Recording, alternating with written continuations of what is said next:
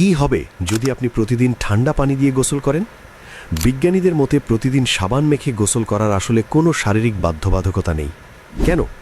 প্রথমত, আমাদের ত্বকের ওপর এক স্তরের গুড ব্যাকটেরিয়া বা উপকারী জীবাণু থাকে, যা আমাদের ত্বককে বাইরের সংক্রমণ থেকে রক্ষা করে।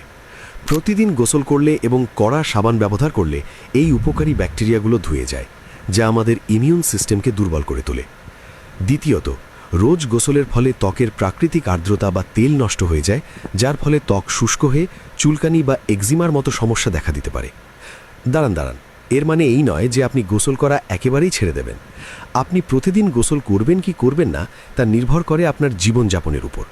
আপনি যদি প্রতিদিন জিম করেন, প্রচুর ঘামেন, ধুলোবালিতে কাজ করেন বা গ্রীষ্মমণ্ডলীয় গরম আবহাওয়াতে থাকেন, তবে পরিষ্কার পরিচ্ছন্নতার জন্য আপনাকে অবশ্যই প্রতিদিন গোসল করতে হবে।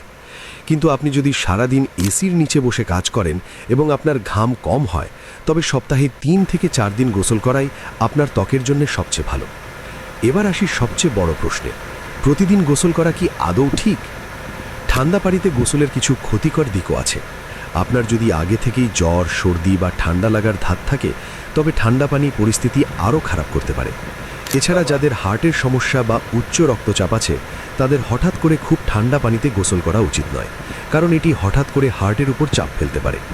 পরিশেষে বলা যায়, গোসল করার জন্য সবচেয়ে ভালো উপায় হলো হালকা কুসুম গরম বা স্বাভাবিক তাপমাত্রার পানি ব্যবহার করা এবং প্রতিদিন পুরো শরীরে সাবান না লাগিয়ে শুধু শরীরের ঘর্মাক্ত অংশগুলোতে সাবান ব্যবহার করা। তো বন্ধুরা, আপনারাও কি প্রতিদিন গোসল করেন? আর আপনাদের পছন্দ কি, গরম পানি নাকি ঠান্ডা পানি? কমেন্ট করে অবশ্যই জানাবেন। ভিডিওটি ভালো লাগলে একটি লাইক দিন এবং স্বাস্থ্য বিষয়ক এমন আরও অজানা তথ্য পেতে আমাদের পাশেই থাকুন। সুস্থ থাকুন, সুন্দর থাকুন। দেখা হচ্ছে পরের ভিডিওতে।